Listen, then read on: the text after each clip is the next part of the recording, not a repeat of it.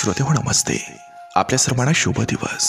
श्रोते हो, तुमच्या आयुष्यातील या काही गोष्टी आहेत, या गोष्टी फार काळ टिकत नसतात. म्हणून आपण वेळी सावध राहिलं पाहिजे. नॉलेज नसताना आलेला पैसा हा फार काळ टिकत नसतोय. कर्ज घेऊन दाखवलेली खोटी श्रीमंती हेही जास्त टिकत नसते.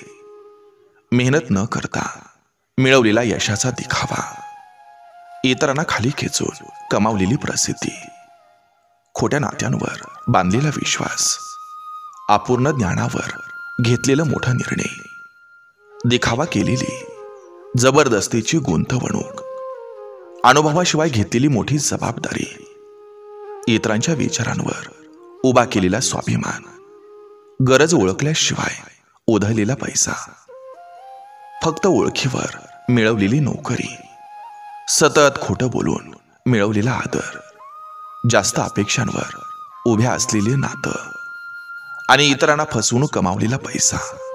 श्रोते हो, या ज्या गोष्टी आहेत ना, या गोष्टी आयुष्यामध्ये फार काळ टिकत नाहीत.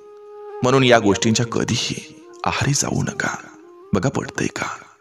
नक्की विचार करूया. चला, आजही आपल्यासाठी सुंदर विचारांची ही शिदोरी, ही मालिका अशीच पुढे घेऊन आलोय. चला, करूया सुरुवात सुंदर विचारांना, सुंदर सुविचारांना.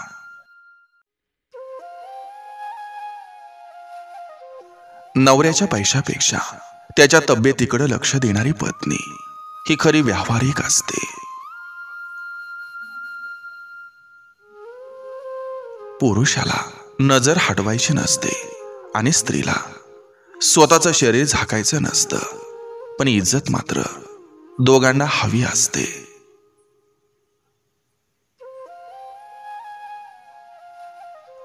प्रत्येकाला जर आपल्या भावना कळल्या असत्या तर स्टेटस आणि स्टोरी ठेवण्याची गरज पडली नसती. आयुष्यात ती व्यक्ती सापडायला सुद्धा नशीब लागतं, जे तुम्हाला हसायचं नसतं तेव्हा ती हसायला भाग पाडते.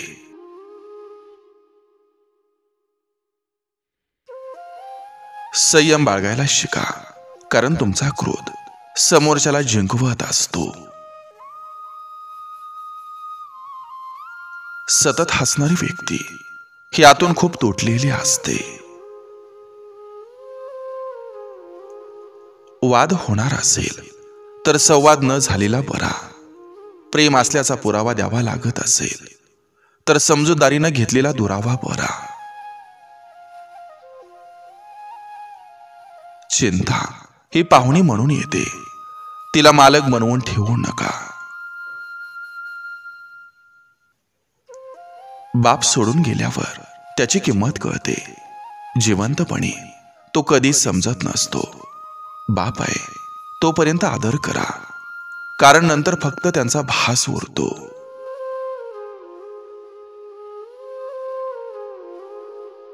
आयुष्यात पुढे जायचं असेल तर स्वतःला कधी कमी समजायचं नसतं.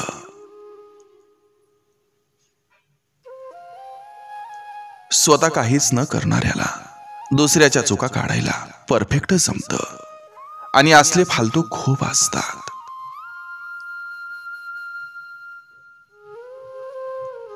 कधी कधी रिकाम्या घरात माणूस रमतो, पण भरलेल्या घरात मात्र तो एकटा पडतो.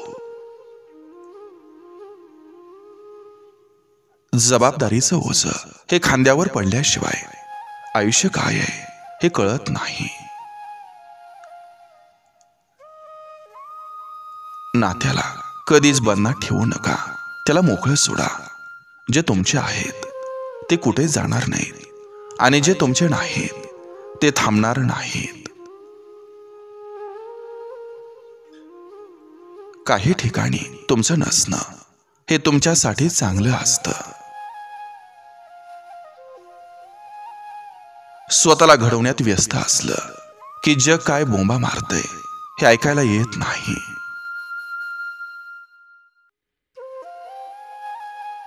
सुखाचं सरोवर हे असतं तुडुंब भरलेलं, आणि आपल्या हातात भांड असतं तळाशी वेरलेलं.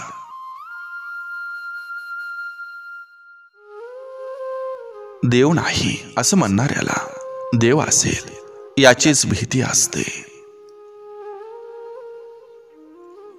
समाजामध्ये सर्वांशी चांगलं मिळून मिसळून वागत असलेल्या व्यक्तीला एखाद्याच्या विरुद्ध बोलताना फार अडचणी येतात. प्रत्येक गोष्ट ही मनासारखी झाली असती तर आनंद नावाच्या शब्दाला किंमत राहिली नसती.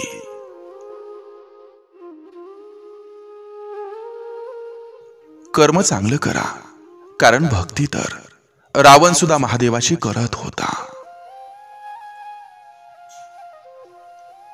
आजार हे आधार कोण देतंय हे बघण्यासाठी आलेला असतो. खूप चटके सोसल्यावर कडकपणा येतो, मग तो चहा असो किंवा आयुष्य.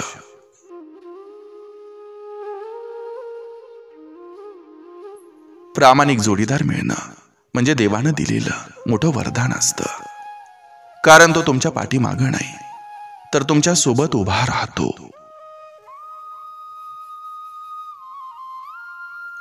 ज्याच्याजवळ उमेद आहे तो कधीही हारू शकत नाही. श्रीमंत असणं ही मोठी गोष्ट नाही, पण श्रीमंत असून सुद्धा एखाद्या गरीबाच्या वेदना समजून घेणं ही खूप मोठी गोष्ट असते. परिस्थिती ही परीक्षा घेत असते, फक्त आपण टिकून राहायचं असतं. बोलण्यापूर्वी शब्द माणसाचा गुलाम असतो आणि बोलल्यानंतर माणूस शब्दाचा गुलाम होतो. नातेवाईकांची वागणूक ही तुमच्या श्रीमंतीनुसार बदलत असते. काही माणसं ही अशीच असतात, आपल्यामध्ये आपल्यासारखी राहतात, पण असतात तर खरी वेगळीच.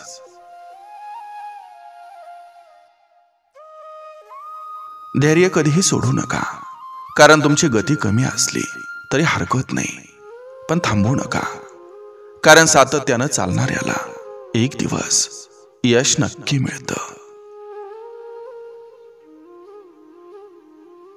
नाती जपायची असतील तर त्यामध्ये मीपणा नको, तर आपलेपणा दाखवायचा असतो, आणि त्यातही लोक पैशांचा माज दाखवत बसतात. जीवनात कधीच खचून जायचं नाही, कारण वेळ सगळं बदलते, त्यासाठी फक्त संयम असावा. स्वतःची किंमत ओळखायची असेल तर स्वतःच्या जीवावर मैदानात उतरा.